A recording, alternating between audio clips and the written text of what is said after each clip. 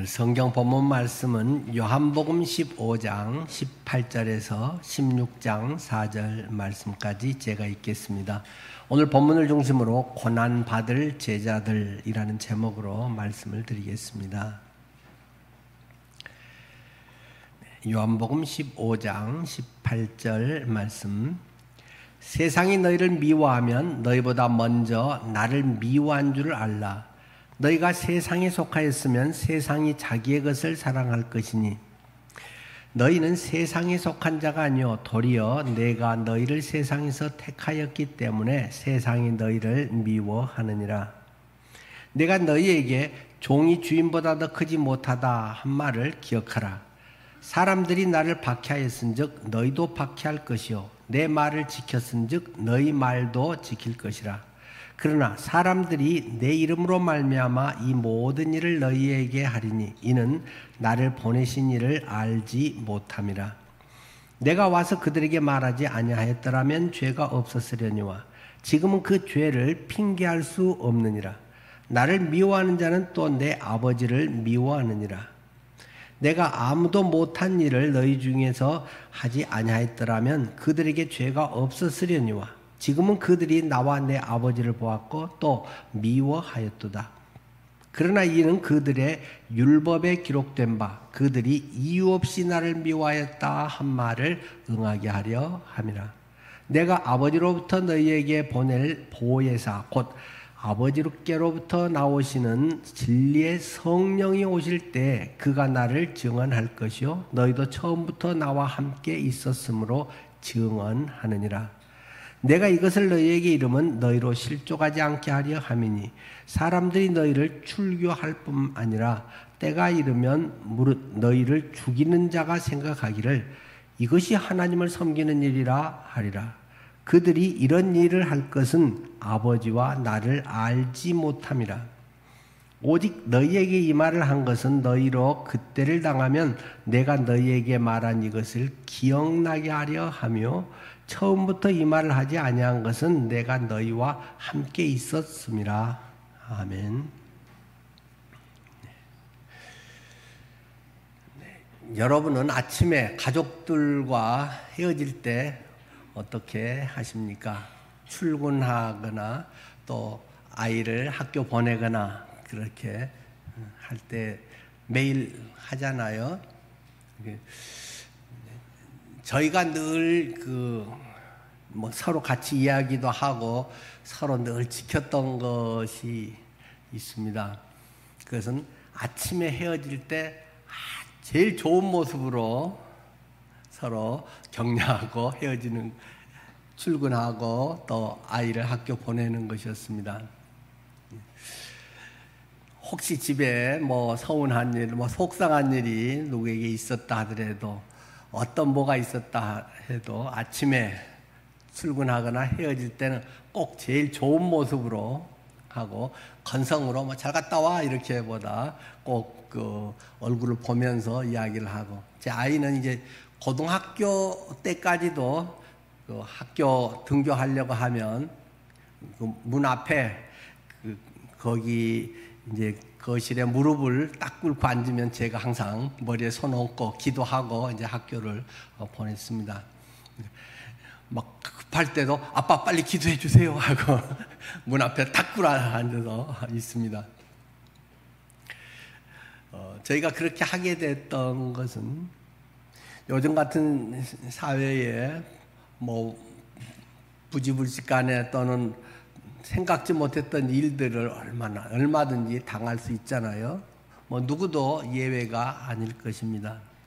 그런데 혹시라도 그렇게 헤어졌는데 그것이 만약에 마지막 장면이었다고 하면 그 아이를 다시 오늘 볼 수 없고 그것으로 영 끝났다고 하면 그 마지막 장면이 얼마나 애련할까, 그런 생각을 처음에는 했었습니다. 만약에 기분 나쁜 일이 있었고 야 너 학교 가서 똑바로 해 또는 앞으로 그러지 마 든지 인상을 쓰고 성질을 내면서 학교를 보냈는데 무슨 사고가 나서 아이가 죽었다. 그러면 부모 가슴에 평생 얼마나 마음이 아프겠어요. 아이고, 내가 그날 왜 그랬던가, 내가 마지막 이렇게 인상 쓰면서 애 마음을 아프게 하고 보냈는가. 마찬가지로 부부간에도 서로 간에 그 출근이라든지 마지막 헤어질 때 여보 잘 다녀오세요. 오늘도 수고하세요.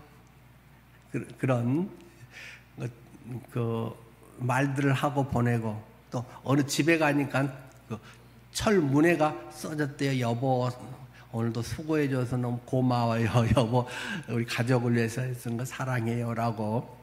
요새는 뭐 그런 것도 주문하면 그 스티커 같이 크게 이렇게 해서 또 뭐 택배로 보내주더만요. 그것이 이제 집에 철문에 안쪽에 붙어 있는 집들도 있고, 우리들의 삶의 어떤 마지막 순간이라고 하는 것은 참으로 소중할 것입니다. 만약에 여러분의 오늘 예배가 여러분 인생에서 늘푸른교회에서 마지막 예배라고 한다면 여러분의 예배의 자세는 어떠실까요? 아마 분명히 조금 차이는 있겠지요. 늘 부른 찬양, 늘 함께하고 뭐 헌금하고 설교 듣고 교제하고 이런 늘 일상적인 이런 거지만, 만약에 오늘이 내가 늘푸른교회에서 하는 마지막 예배다, 뭐 이민을 간다든지 무슨 어떤 특별한 뭐 일이 있어서 다시는 올 수 없다든지, 그러면 그 감격과 안타까움과 많은 것이 전혀 새롭겠죠. 우리가 부부간에 특히 나이가 들어갈수록 잔소리가 많아져 갖고 너무 힘들다 하는 이야기가 남자들의 대부분의 공통된 이야기인 것 같습니다. 그런데 만약에 내가 아내가 내일 세상을 떠나게 된다면,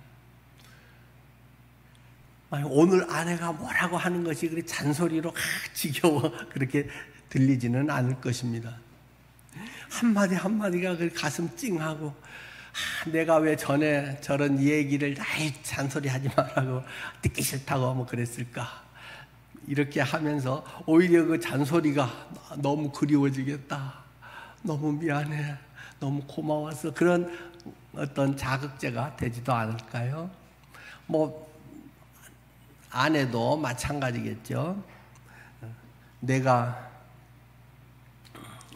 어떤 시한부 생명을 갖고 이제 이 세상을 떠나야 된다면, 그 하나하나에 대한 나의 관점, 그것이 아이고 맨날 똑같은 거 저렇게 하냐, 아유 지겨워, 아이고 뭐 좀 새로운 거 없어, 이런 것이 아니라, 만약에 이것이 오늘 마지막 내 무엇이라고 한다면 전혀 달라질 것입니다.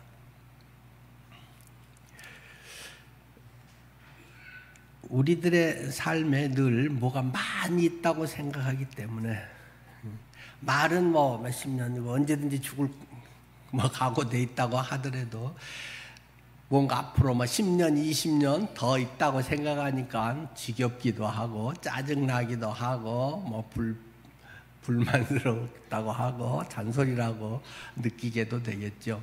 오늘 어쨌든 이것이 마지막이라고 한다면 우리들의 삶에 다가오는 것은 정말 새로울 것입니다. 요즘 우리 주변에서 보면 그런 일들이 수시로 막 일어나고 있지 않습니까? 얼마 전에 뭐 시청 앞에 직업이 운전사인 그분이 뭐 역주행을 하면서랑 뭐 어쨌든 국과수에서는 그 뭐 엑셀을 밟았다고 하네요. 본인은 급발진이라고 뭐 주장은 하지만 7명의 사람이 그냥 뭐 야근하려고 밥 먹고 온 사람도 그렇고, 아주 착하고 아무런 잘못 없는 사람들이 그냥 그대로 죽었다고 집에 전화가, 당신 남편 지금 어디 영안실에 안치돼 있습니다, 빨리 가보세요. 이런 전화를 받는 가족들의 심정이 얼마나 안타깝겠습니까? 지난 목요일에도 부천에서 호텔에 불이 나서 7명이 세상을 떠났잖아요. 5명은 일산화탄소 중독으로, 2명은 에어매트로 뛰어내렸는데 그게 뒤집혀 갖고 그냥 땅바닥과 거기에 잘못돼서 죽었고, 어제 새벽에도 안산에서 인력시장으로 실어 나르던 승합차가 추돌 사고로 한국인 2명, 중국인 3명 죽었고, 뭐 부상자들도 생겼고, 열심히 성실하게 살려고 새벽부터 나와서 인력시장에 가고, 그런 사람들이 저녁에 집에 돌아오지 못하고 저녁에 함께 식탁에 앉을 수 없는 그런 일들이 누구가 예외라고 할 수 없는 그런 우리는 상황 속에 살아가고 있습니다. 오늘 본문의 말씀도 그런 관점에서 좀 볼 필요가 있습니다. 앞에서도 계속 말씀을 드렸습니다마는 이 본문의 말씀, 그 요한복음 14, 15, 16장, 물론 이제 17장도 연결되지만 그것은 이제 교회와 제자들을 향한 예수님의 기도의 내용이고, 14, 15, 16장 이 대목을 다락방 강화라고 한다 말씀을 드렸습니다. 예수님께서 세족식을 하시고 최후의 만찬을 하시고 그 다락방에서 제자들에게 하셨던 말씀이다. 이것을 또 고별설교라고도 말씀드린다고 했습니다. 예수님의 마지막 고별설교, 예수님이 이제 12시간도 채 남지 않은 10여 시간 후에는 십자가에 못 박혀 죽으시는 그 순간에, 그 마지막 밤에 제자들에게 했던 11명의 제자들을 향한 고별설교의 내용을 우리는 지금 보고 있습니다. 그런 관점에서 보면 이 내용이 그저 막연하게 기독교의 좋은 말씀, 그리고 우리들에 대한 훌륭한 가르침, 이런 정도와 그 마지막에 예수님께서 짜고 그들에게 꼭 해주고 싶은 그 말씀들이 지금 이 보배와 같이 성경에 남겨져 있는 것입니다. 예수님께서는 그 앞에서 또 이야기를 하면서 내가 너희에게 새 계명을 준다 하고 이야기를 하십니다. 새 계명을 준다. 새 계명이 뭐냐? 늘 듣는 뻔한 소리라는 것입니다. 신명기에 있었던 뻔한 이야기, 서로 사랑하라, 그 이야기를 새 계명이라고 주셨다는 것입니다. 근데 내일 십자가에 못 박히실 예수님이 그들에게 주신 이 말씀, 단지 막연하게 기독교의 정신은 사랑이고 뭐 기독교의 핵심의 이 사랑이고 서로 사랑해야 되고 이런 정도의 개념이 아닙니다. 그것도 물론 포함되겠지만은 이제 예수님은 11명을 남겨놓고 마치 아주 어린 자녀를 남겨놓고 세상을 떠나는 엄마처럼 그들을 바라보면서, 그들이 내일은 신학대학원 졸업장을 받는 그러한 순간임에도 그들의 생각과 그들의 하고 있는 것은 너무나 애 같은 모습이고, 누가 서열이 높냐, 누가 인기가 우리 중에 좋냐, 이것을 아직도 생각하면서 아직도 세속적인 것에 찌들어 있는 그 제자들을 보면서 차마 그들을 놓고 갈 수 없는 얼마나 안타까움이 있겠어요. 그런데 그들의 미래가 뻔히 보인단 말입니다. 그들의 미래가 오늘 본문에서 우리가 읽은 것처럼 고난받을 제자들이라는 것입니다. 니들 앞에는 앞으로 고생이 훤히 열려있다. 고생거리가 뻔히 놓여있어. 그런데 내가 니들을 놓고 가야 돼.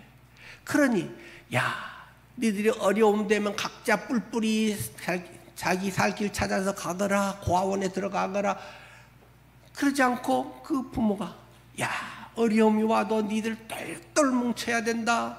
니들 꼭 붙들어줘야 된다. 그정인 니 베드로, 니 동생들 단속 잘하거라. 서로 사랑해야 돼. 서로 사랑으로 묶여져 있어야 돼. 그 이야기를 하고 계신다는 사실입니다.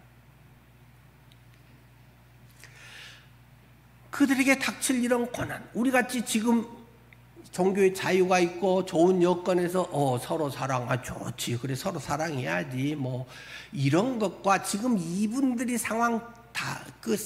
닥친 상황은 상당히 다른, 생존에 지금 이 복음이라고 하는 것이 여기서 완전히 엎어져 버릴지, 정말 불꽃처럼 타오르게 될지, 풍전등화와 같은 이런 상황에서 제자들에게 고스란히 남겨놓고 가야 하는 어머니의 심정, 그것이 예수님의 심정이고, 니들 꼭 서로 사랑해야 돼. 서로 안아주고 서로 손잡고 누가 쓰러지면 버리지 말고 꼭 니들 힘내서 같이 이겨내.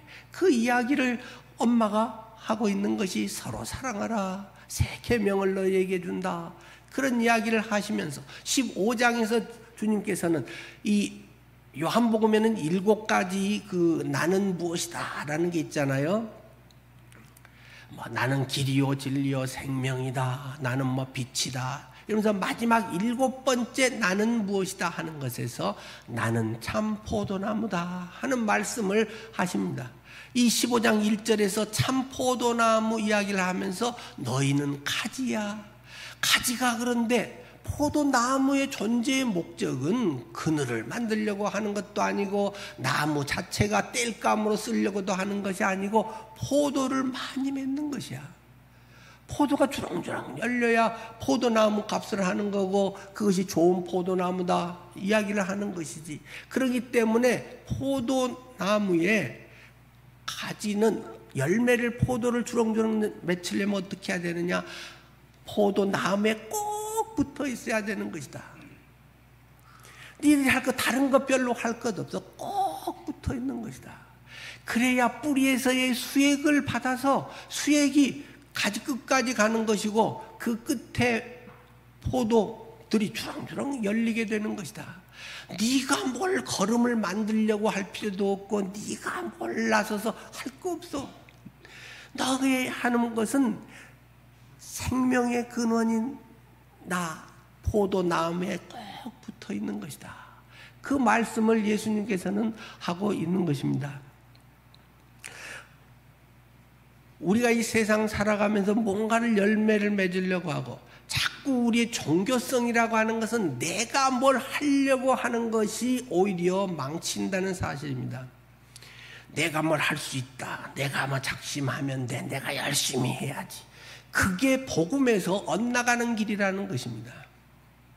뭐 뒤에서도 계속 말씀을 드리겠습니다만 주님께 딱 맡기고 주님께 꼭 붙어 있는 것이다. 가지는 붙어 있으면 거기에서 열매가 맺는 것이다. 우리는 우리의 몸이라고 하는 것에는 몸에 혈관에 피가 돌아서 각 먹으면 영양분이 곳곳으로 간다는 것입니다. 뭐 우리 몸의 혈관 뭐 이온음 한 12kg 된다나요? 그 우리 몸에 있는 이런 혈관들의 그 피가 예수님의 보혈이 우리들의 속에 흘러서 곳곳으로 흘러가고 모든 일에서 그 우리의 삶의 가지 끝마다 하는 일의 모든 것의 매듭마다 그것에서 그리스도의 향기요 그리스도의 복음 성령의 열매들을 맺게 된다는 것입니다. 네가 그걸 하기 위해서 따로 별도의 자꾸 뭘 하려고 하기 때문에 그게 네를 망치고 있는 것이다.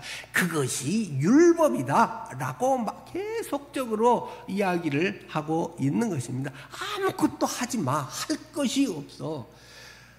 물에 빠져서 죽을 사람이 뭘 하려고 네가 자꾸 하고 버둥대고 해. 하면 기운만 빠지고 아무것도 안 돼.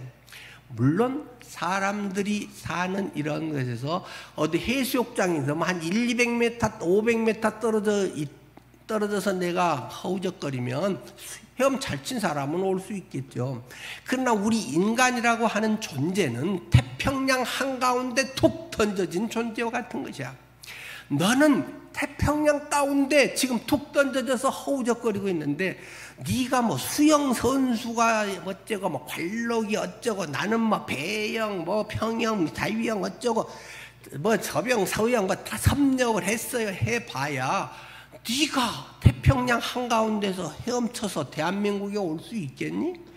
네 죄가 한두 개가 아니고 네 죄는 네 힘으로 절대로 결코 해결할 수 없는 것이야.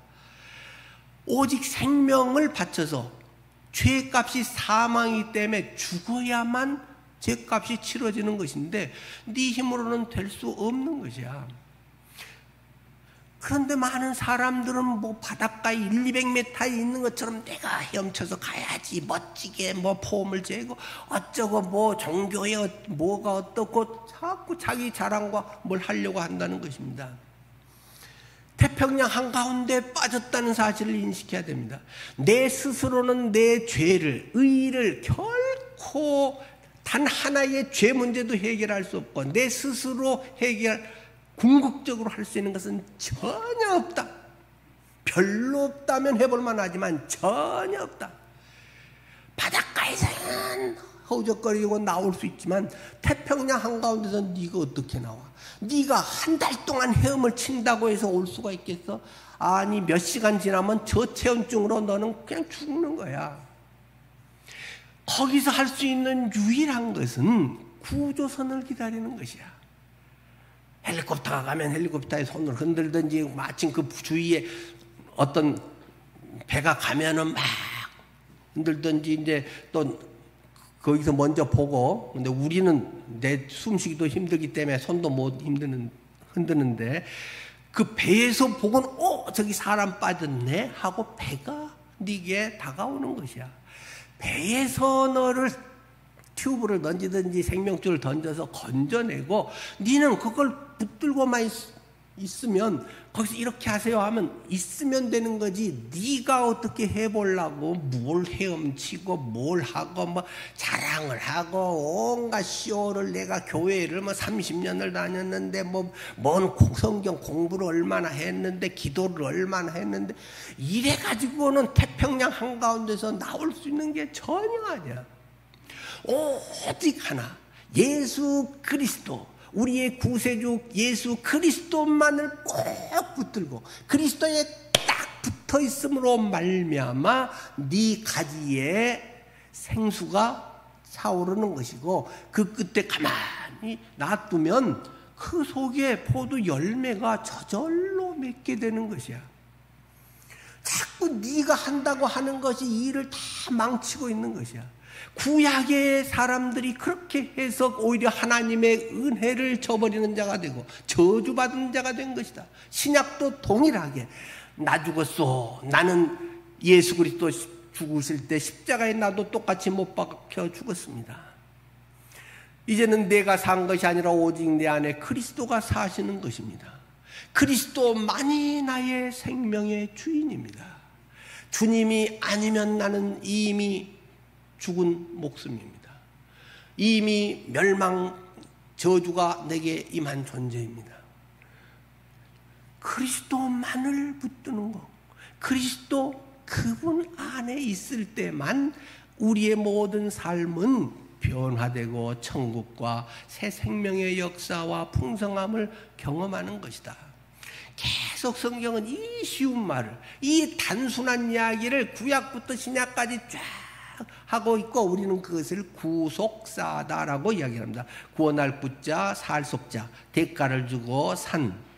예수님이 내 죄의 대가, 사형에 해당하는, 죽음에 해당하는 것을 대신 죽어 줌으로 말미암아 내가 그 속에 쏙 들어감으로, 그 배 속에, 방주 속에 쏙 들어감으로 말미암아 그 홍수의 심판에서 벗어나는 것이고 그 안에서 아무리 비가 많이 와도 나는 그 속에서 살아서 존재하는 것이다.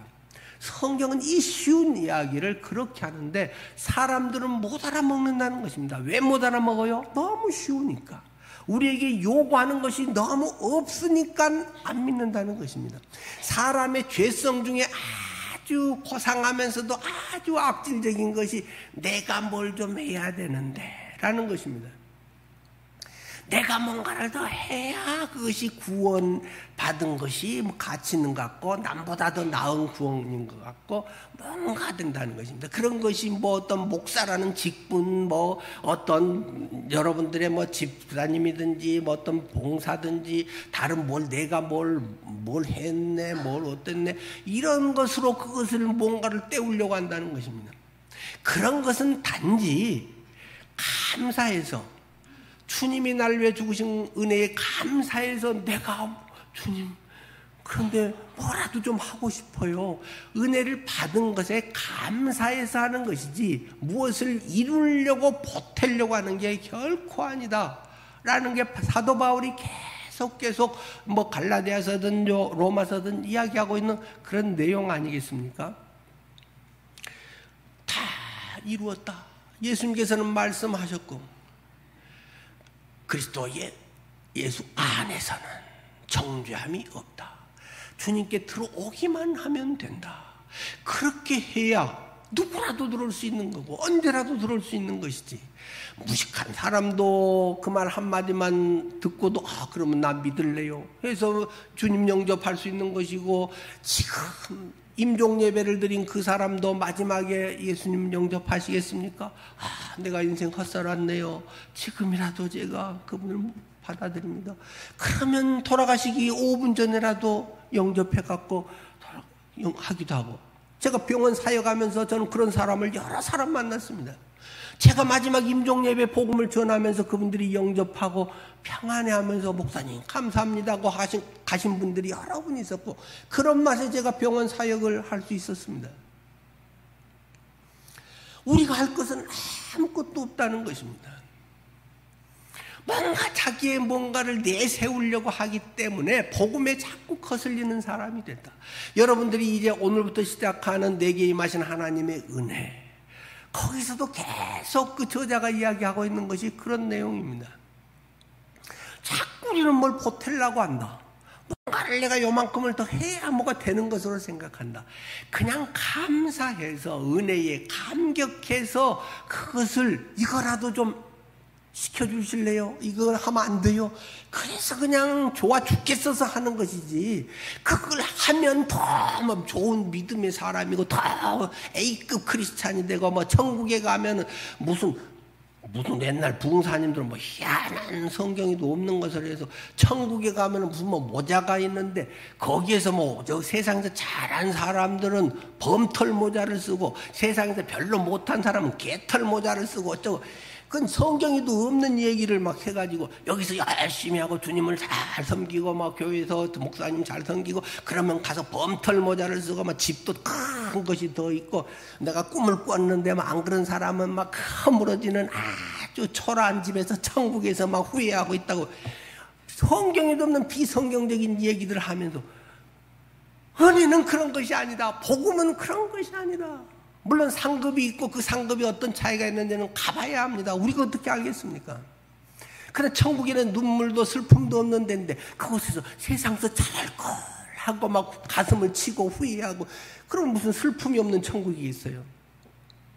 하여튼 이 세상 차원과는 급이 다른 거기 때문에 그건 가서 확인을 우리가 해봅시다.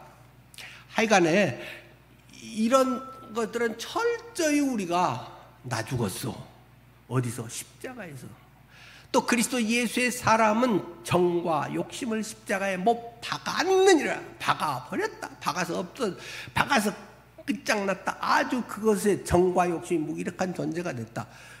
그 책에 지금 4관과 5관가에서도 뭐 그 내용들 막 다루고 있대요. 그런데 많은 사람은 뭐 박으려고 막 자살을 시도하고 삽니다. 예수 믿는 사람은 그래, 정욕과 욕심을 못 박아야지, 못 박아서 자기를 쳐서 복종해야지. 매우 비성경적인 그런 신앙을 갖고 있다는 말입니다. 성경은 못 박았느니라, 끝났느니라. 예수님의 십자가 2000년 전의 사건은 이미 그것을 해결했느니라. 네가 그것을 믿느냐? 그것을 성경은 이야기하고 있는데 자기가 뭘 보태서 막 못 박는다고 난리를 치고 있는 이런 막 교회 안에는 영적 자살을 하려는 사람이, 막 자해를 하는 사람이 너무 많다는 것입니다. 아주 비성서적인 이야기들입니다. 근데 거기를 읽으면서 보니까 성도들이 조금 이해하기 어려운 대목도 조금 있긴 있겠다라고 하는데, 근데 그 이야기를 하면서 그 저자, 그러면 지금 우리가 이렇게 하는 건 뭐지?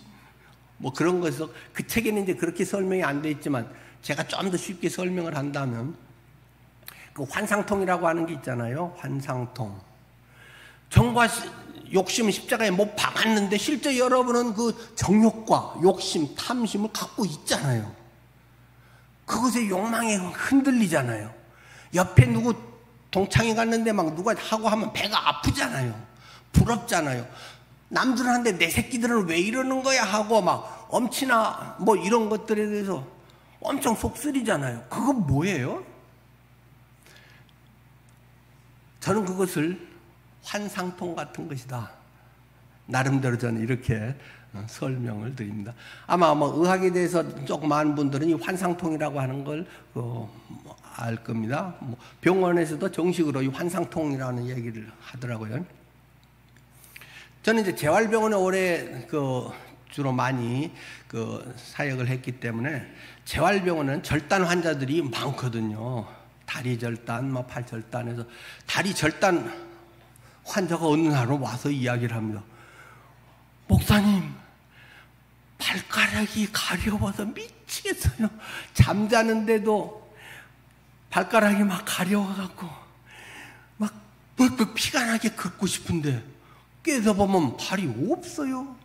무릎 위아를 잘라버렸는데 발가락이 가려워 미치겠다는 거예요. 그런 환자들이 제법 많이 있습니다.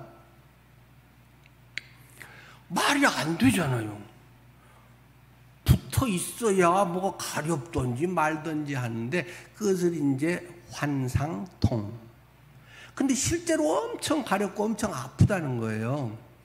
이 뇌가 전에 이걸 절단하기 전에 수없이 발가락에 그런 어떤 통증들이 이게 입력이 돼 있는 거거든요. 뇌에 이게 쇠뇌가 돼 있고 수없이 실제 통증을 많이 느꼈거든요.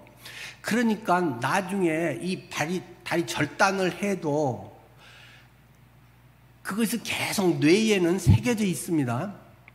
그렇기 때문에 막 꿈속에서도 끔찍하게 막 피가 나도록 긁어도 막 시원찮은 이런 것들이 있기 때문에 꿈에도 그렇고 실제 눈 떠도 그런 현상이 있고요. 엄청 가렵고 막 미치게 아프다는 거예요. 실제 있어서만 아픈 게 아니라 뇌가 그것이 확 박혀져 있으면 계속 그런 것이 되는 거예요. 우리 트라우마라고 하는 것도 비슷하잖아요. 트라우마. 옛날에 끔찍한 사건을 당했다. 그러면 비슷한 것이 있으면 굉장히 내게 막 충격적으로 다가오는 거잖아요. 그러니까 뭐 자라보고 놀란 가슴 소뚜껑 보고 놀란다고 하듯이 그런 것처럼 우리의 영적인 것에도 비슷한 현상이 있는 겁니다. 전에는 내가 죄인으로서 정욕과 탐심에 쩔어 살았거든요. 그걸 성공이라고 우리는 사회에서 배웠거든요. 부모로부터도 이래야 성공하고 잘한 사람이고 엘리트고 고상하고 대우받고 금이 환영하고 이런 이야기를 수없이 들었기 때문에 예수 믿은 뒤로도 계속 그것이 내 속에 쩔어 있어요. 나도 모르게 자꾸 그렇게 해서 자녀도 그렇게 가르치려고 하고 내 스스로에도 그렇게 되면 내가 좀 존재 가치가 있어서 내가 좀 잘하고 있어. 그런 게 안 되고 뭐 하면 실패하고 하면 나는 무기력한 존재야. 이렇게 된단 말이에요. 그런데 그리스도 예수의 사람은 정과 욕심을 십자가에 못 박아버렸어요. 그건 끝나버린 거예요. 다리 절단해 버렸어요. 발가락이 이게 가려울 일이 물리적으로 현상적으로는 없어요. 그러나 우리의 몸은 뇌가 이것을 통증이나 이런 걸 느끼게 하는 게 뇌잖아요. 이 뇌가 그것을 계속 갖고 있기 때문에 나는 계속 그런 고통을 느끼는 거예요. 예수 그리스도 예수 안에 있는 자에게는 결코 정죄함이 없느니라. 정죄함이 없고 이미 그런 것이 죽었고 못 박혔고 다 과거형이지만 나의 현실이라고 하는 것은 그것에서 계속 잔상과 그런 세뇌에 새겨져 있는 게 그대로 현실처럼 통일하게 여겨진단 말입니다. 그런 것들에 대해서 해결하는 방법이 믿음이에요. 성경이 못 박혔대. 네 다리 이미 절단됐어. 다리 없어. 네 무릎 위안은 없다니까. 그것을 자꾸 확인하고 진짜 없는데 왜 이리 가려워? 근데 이게 환상통이 해결되려면 꽤 시간이 걸린다고 하네요. 뭐 하루 이틀 갖고 되는 건 아니고 하도 쩔어 있기 때문에 이게 이제 몸에서 이제 뇌나 이런 것들이 되면 우리 군대 가서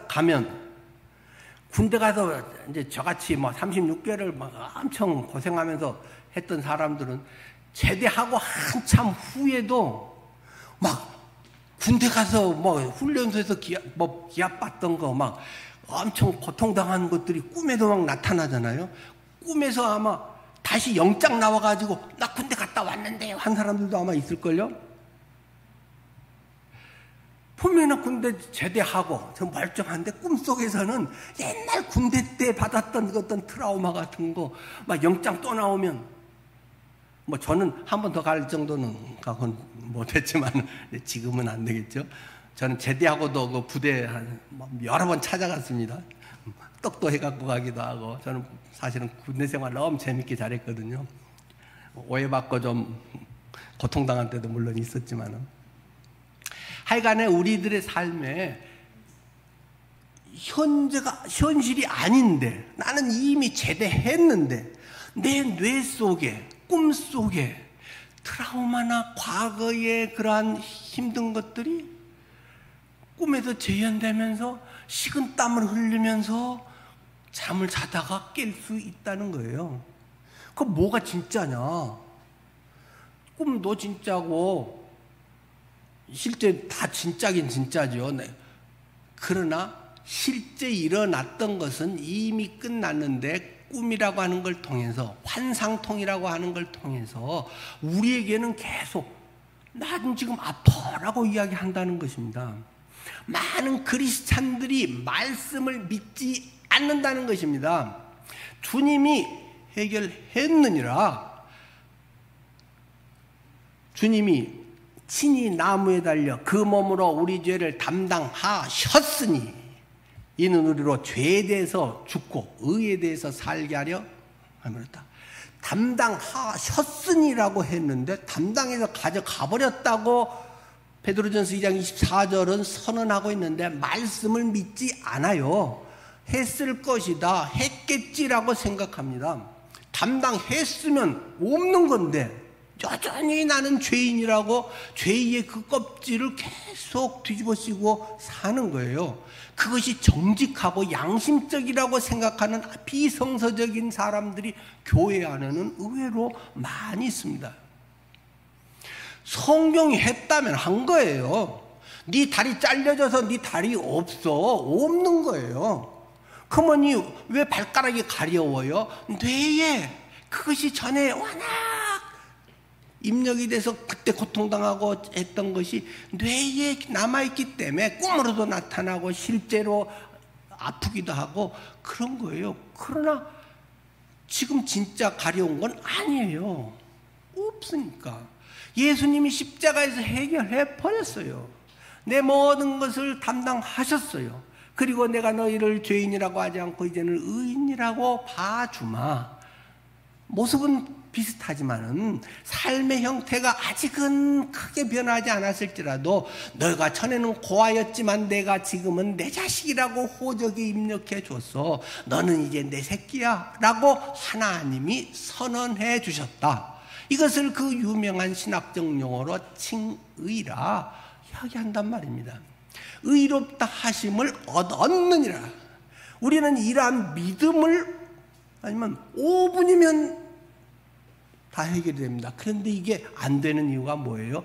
이거는 그러나 성령이 깨닫게 해주셔야만 돼요.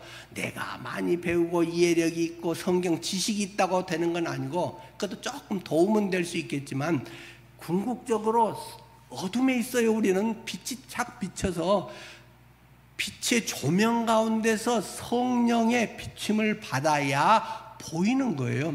눈은 똑같이 시력 1.5에 좋은 시력이 있지만 불 꺼놓으면은 맹인과 같은 존재예요. 그러나 불 딱 켜면 1.5의 시력이 제대로 분별을 해서 여기 누가 앉아 계시구나, 몇 명이 있구나, 마스크를 쓰셨구나 금방 안단 말입니다. 이렇게 빛을 착 비추는 것을 성령의 조명하십니다. 구원의 은혜는 필연적으로 한 명도 예외 없이 성령의 조명함이 있어야 돼요.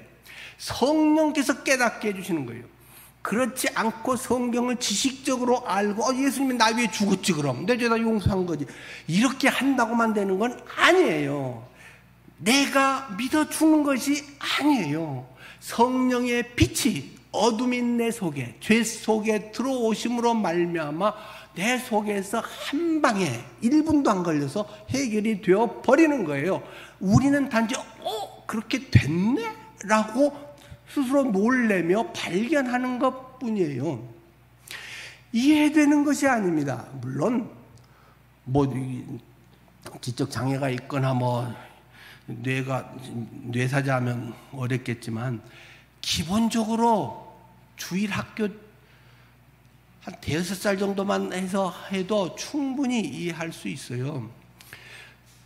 초등학교 들어가기 전에도 예수님 영접하고 그런 확신 가졌다고 하는 사람들도 많이 있어요. 저는 초등학교 3학년 때 68년 12월 5일 날 처음 그것을 듣고 나는 이제 죽어도 천국 가구나.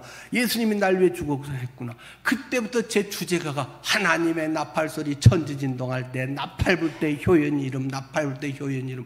초등학교 막 걸어 다니면서나 늘 저는 그 찬양을 애창곡으로 늘 항상 부르고 다녔어요. 성령이 깨닫게 해주시는 거예요. 오늘도 지금 계속 우리가 얘기하려고 하는 것은 새 계명을 주님께서 주셨고 우리는 참 포도나무와 가지다. 거기 붙어 있어야 된다. 그런데 너희가 이렇게 붙어 있으면 한 가지 그 성령의 열매가 많고 무르익을수록 생각지 못했던 한 가지가 따라온다. 그게 뭐냐? 고난받을 제자들. 고난은 필연적으로 따라오는 것이다. 예수를 제대로 믿는 사람은 필수적으로 고난의 터널을 지날 수밖에 없다. 역설적으로 뒤집으면 고난이 없는 크리스찬의 생애였다고 하면 내가 가짜가 아닌가 진지하게 고민해 볼 필요가 있다.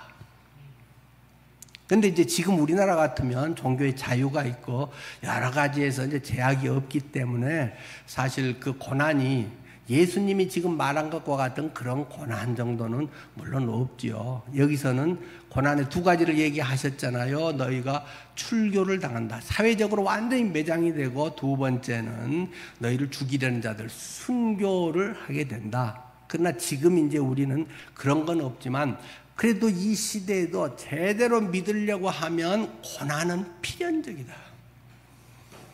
왜? 가치관이 다르니까. 세상 사람과 삶의 태도가 다르니까 걔들이 불편해한다. 세상이라고 하는 건 요한복음에서 말하는 세상이라고 여기서 얘기하고 있는 것은 막연한 지금 이 물질적인 지구 이것을 말하는 건 아닙니다. 사탄의 지배 아래에 있는 타락한 세상을 이야기하는 것이고 세상은 필연적으로 예수님과 제자들과는 적대 관계에 있을 수밖에 없다. 세상은 어둠이고 너희는 빛이다. 빛과 어둠은 공존할 수가 없다. 어둠은 무엇이냐? 빛이 없는 상태가 어둠인 것이다. 그러니까 어둠 가운데 빛이 들어오면 그냥 빛인 것이다. 빛과 어둠은 공존할 수가 없기 때문에 세상 사람들은 너희가 빛인데 빛을 편하게 생각할 수가 없다. 야행성 동물은 빛을 비추면 도망을 갑니다. 야행성 동물은 밝아서 좋다가 아니라 내가 살 세상이 아니네 하고 막 어두운 데를 찾아가게 되어 있는 것이다. 사람의 죄성이라고 하는 것은 어둠을 좋아하는 것이다. 여러분들의 삶에서 예수 믿었는데도 여전히 전에 재밌던 술 친구가 계속 재밌다? 진지하게 점검해 봐야 됩니다. 옛날에 별로 좋지 않은 방법으로 돈 벌었는데 계속 예수 믿고도 뭐 인터넷 도박 이런 걸 만들어 가지고 막 친구랑 했는데 이게 또 수입이 좋아. 예수 믿고도 계속 그걸 하고 있다? 음란 사이트를 운영하고 있다? 나는 하나님의 영광을 위해서 여기서 막 몇십억을 벌었어. 그래서 교회에다가 막 몇십억씩 헌금할 거야. 그런 사기를 친다? 있을 수 없는 일이다. 그런 친구들이 멀어지기도 하고 내가 싫어져. 만나면 맨날 술부터 마시면서 일을 시작한다. 점차 그런 친구와 멀어질 수밖에 없는 것이다. 내가 술 먹은 친구를 만나면 안 된다는 것이 아니라 걔들이 엄청 불편해. 나도 별로 불편해. 나는 안주 킬러밖에 할 수가 없어.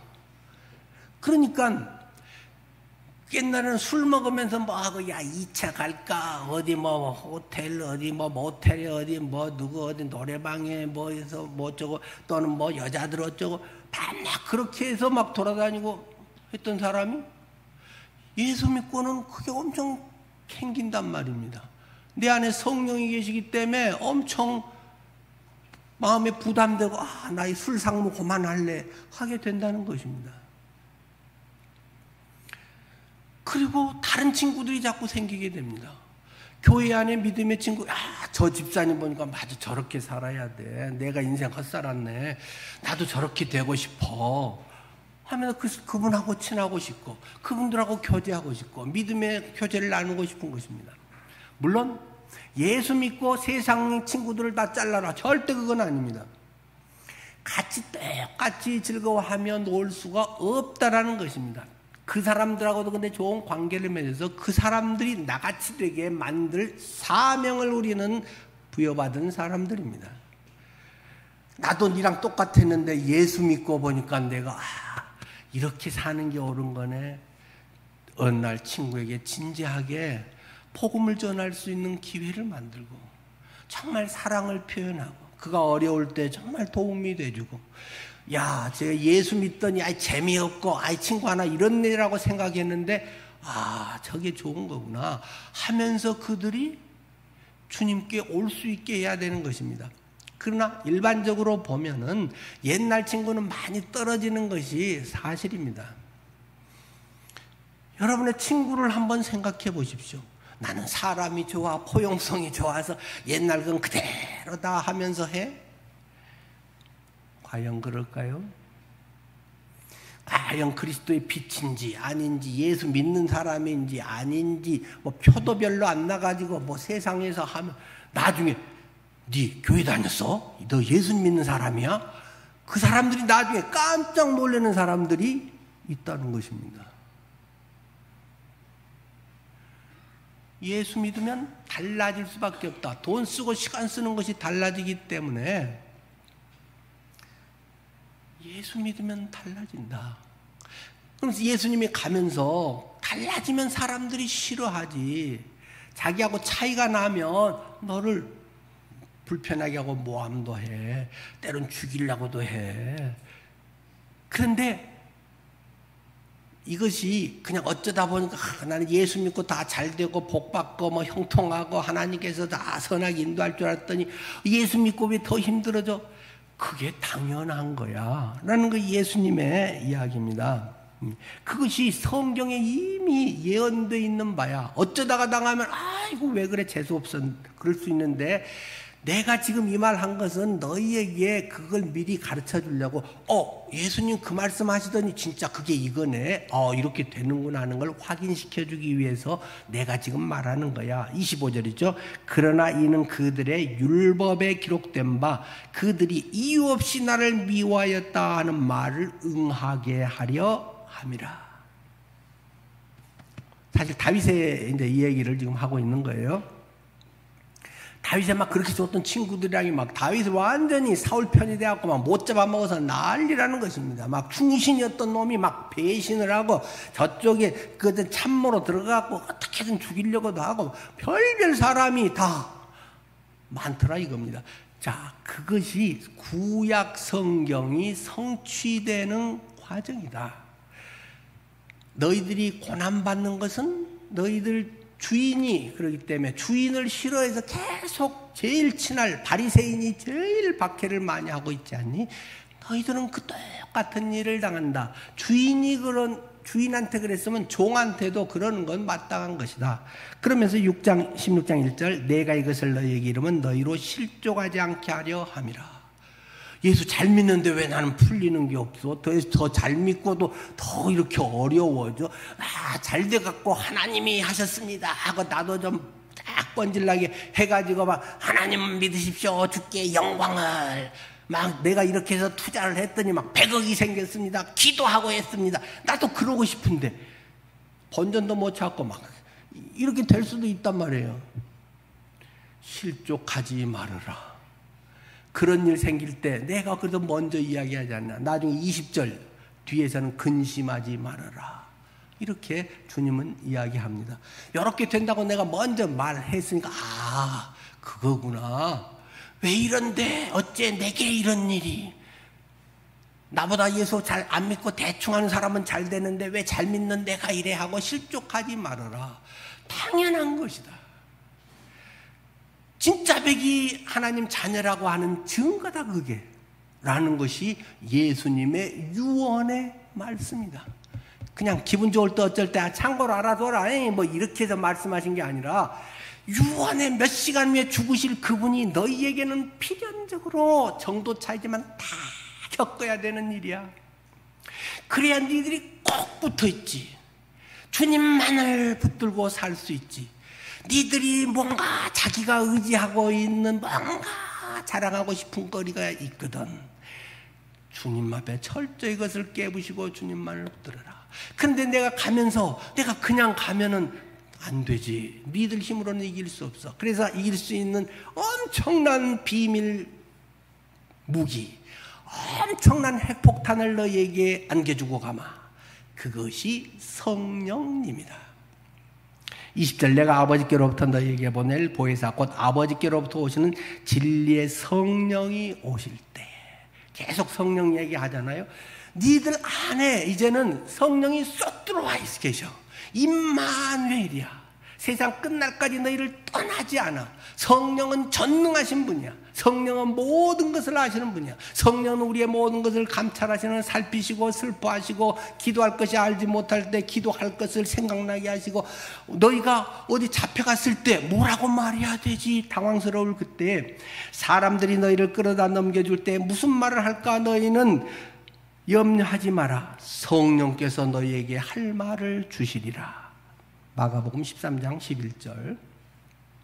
성령께서 너희와 함께하기 때문에 너희 안에 성령의 배터리가 충만하게 충전돼 있어. 성령의 능력으로 너희가 사는 거야. 네가 작심하고 뭘 이렇게 해봐야지 그런 거 하지 마. 제발. 그런 게 망하게 하는 거야.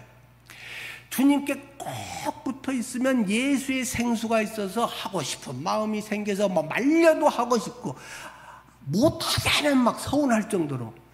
그렇게 해서 하면 누가 알아주지 않아도 서운하지 않아. 섭섭마귀가 틈타지를 않아.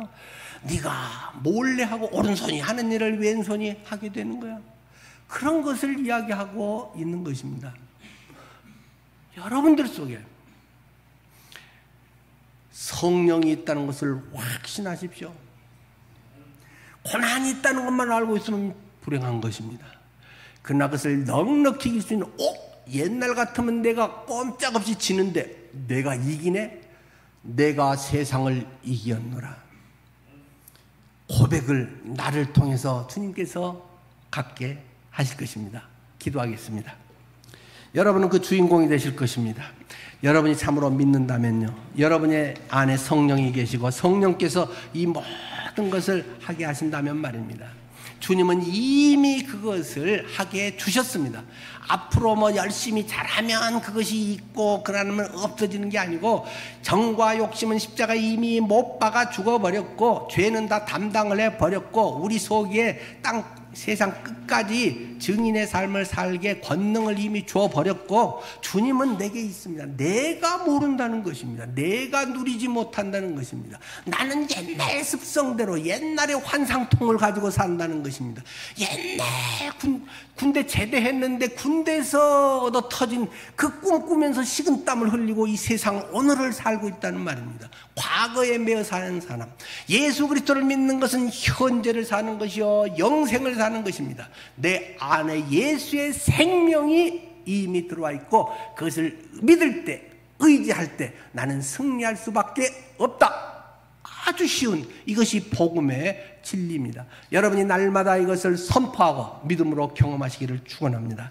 주님, 우리 주의 자녀들이 날마다 이렇게 살아가게 하옵소서. 예수님 이름으로 기도드립니다.